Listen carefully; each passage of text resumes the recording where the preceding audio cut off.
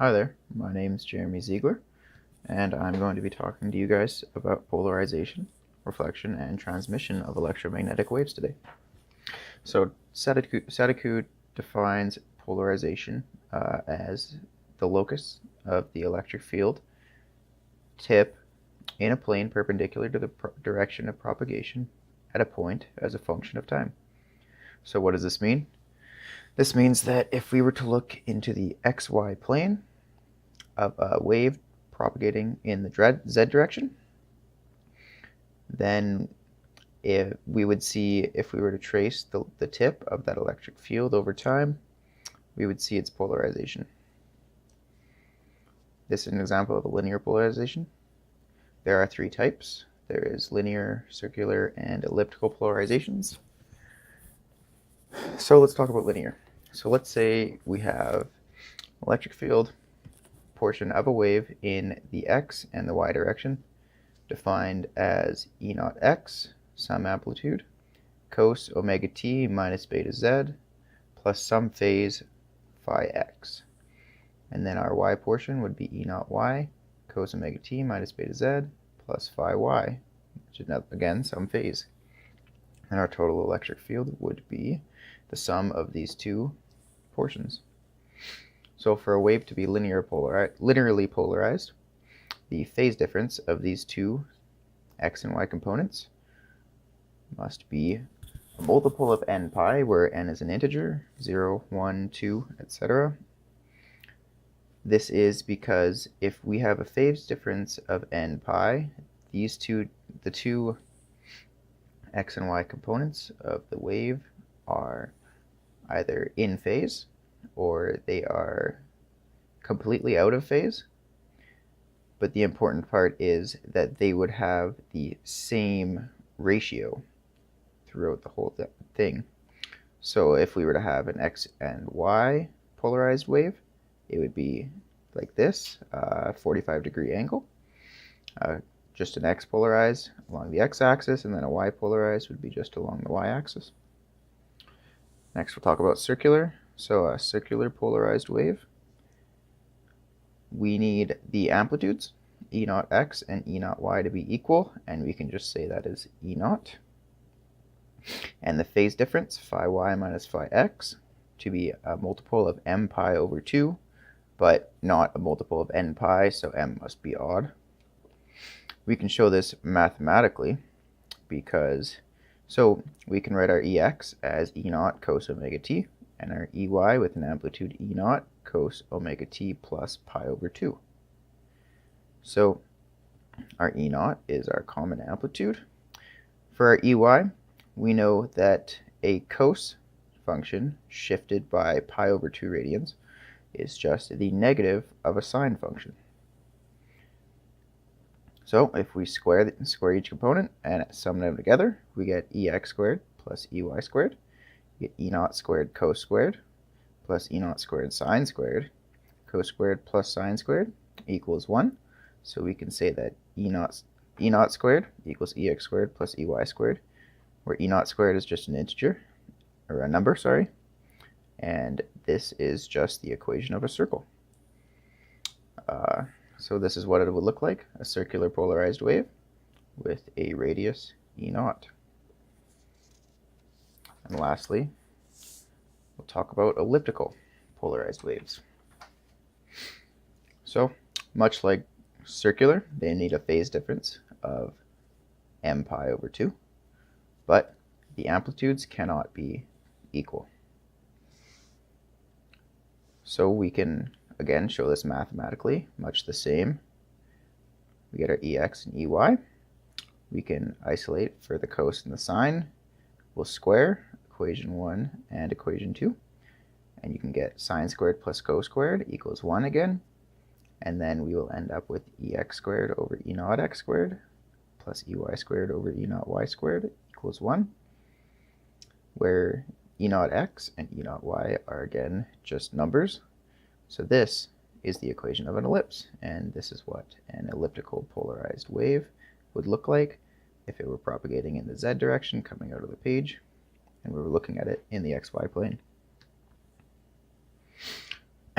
Now let's move on to reflection and transmission of electromagnetic waves.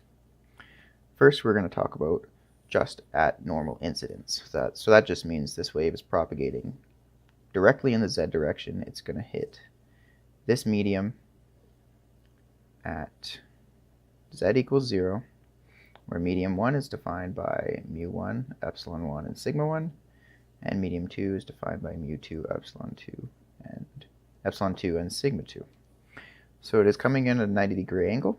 We know that some of this wave will get reflected, and some will be transmitted. So for our incident wave, we would have our incident electric field portion is the incident amplitude times e to the negative j beta z, which is just our phasor form in the x-hat direction. As we can see here, our e is pointing in the x-hat direction, and we know our beta is, our wave is traveling in the z-hat, the positive z-hat. So to get our h incidence direction, we know that h-hat is equal to beta-hat cross e-hat. So our beta-hat, using the right-hand rule, we'll go beta-hat cross our e-hat in the x direction. Coming out of the page in the y-hat direction is our hi. And the amplitude is scaled by the impedance of the medium we are in. So we are still in medium 1, so that impedance is just eta 1, e to the negative j beta z, y-hat.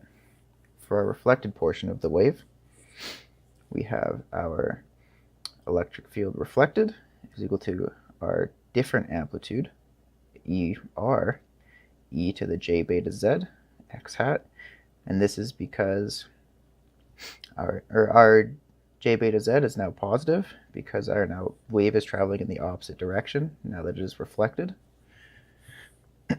And then our magnetic field reflected is same thing.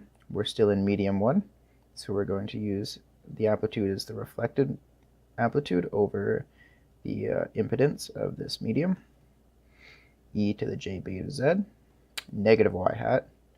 Same thing, right-hand rule, h equals b cross e, or beta cross e, and we get the negative y-hat.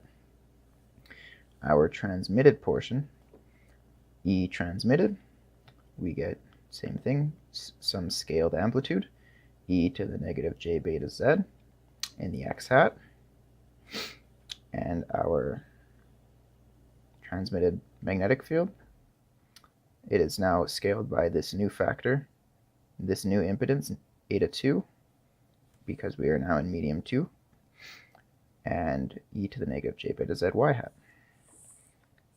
Now what do we do with all this?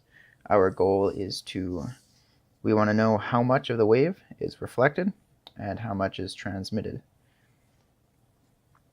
So we can do this by using boundary conditions.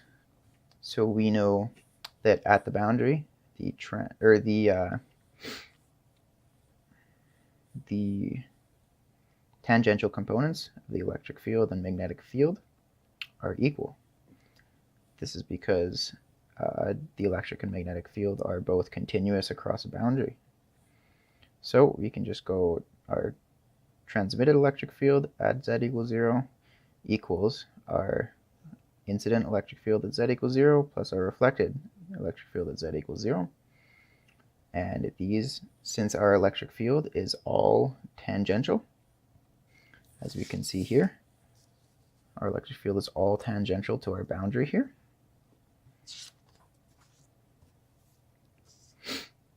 So our transmitted electric field is just our incident plus our reflected. For the magnetic field, same thing.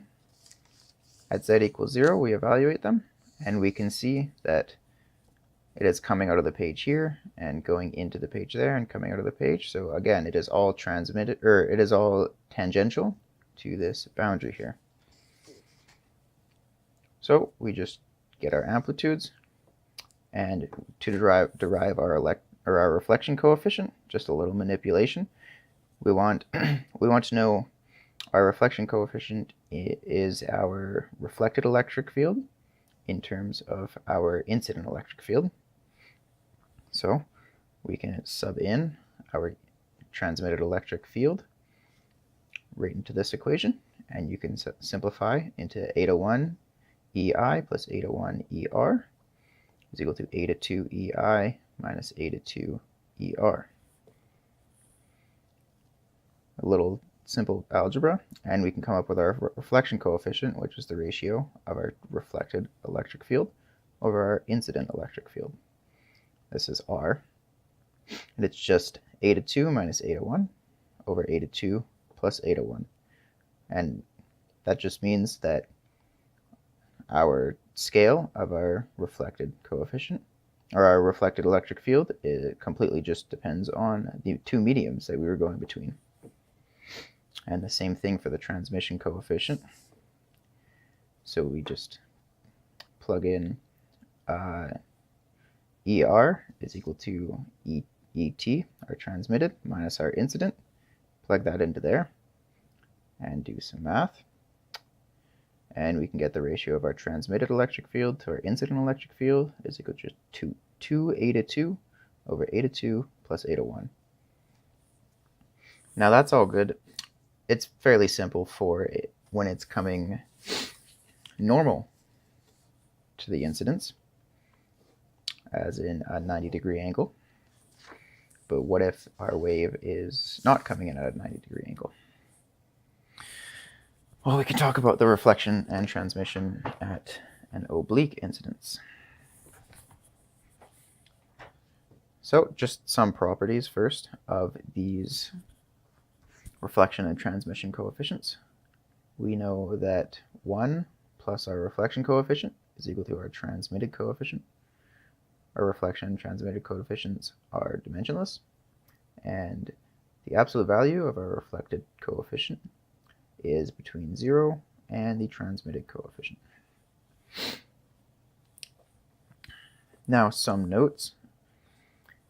We know that our spatial frequency of the waves do not change. So omega 1 is equal to omega 2 is equal to omega 3. This does not change between mediums. So if we were to draw lines of spatial frequency, we would see that they line up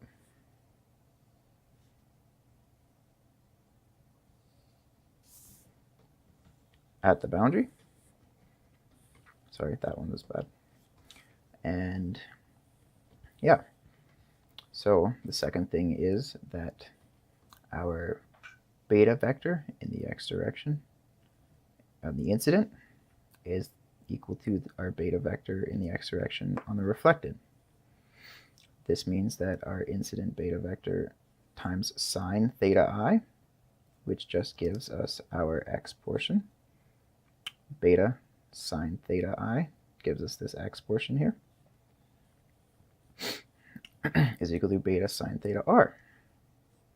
From this, we can derive that theta I is equal to theta r, which means that our angle of incidence is equal to our angle of reflection. Sorry about that. And we also know that our beta I in the x direction is equal to our beta t transmitted in the x direction.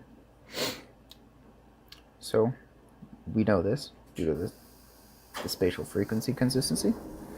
So we can derive that beta I sine theta I is equal to beta I sine theta t. Same thing, same idea. So beta I is equal to beta naught ni, and beta t is equal to beta naught nt, where n is the refractive index of the material. So this is commonly known as Snell's law. So we know that ni sine theta I is equal to nt sine theta t. So now we have this wave traveling into this medium. We have some reflected portion, some transmitted portion, and now we know that the angle of incidence is equal to angle of reflection, And we know, and now we can relate our angle of incidence with our angle of transmission as well. From this, we can again derive the reflection and transmission coefficients. Oh yeah, one note is this is strictly for TE polarization, where TE polarization just means that the electric field is perpendicular to our plane of incidence, and our plane of incidence is defined as containing our beta vector and the normal of our surface.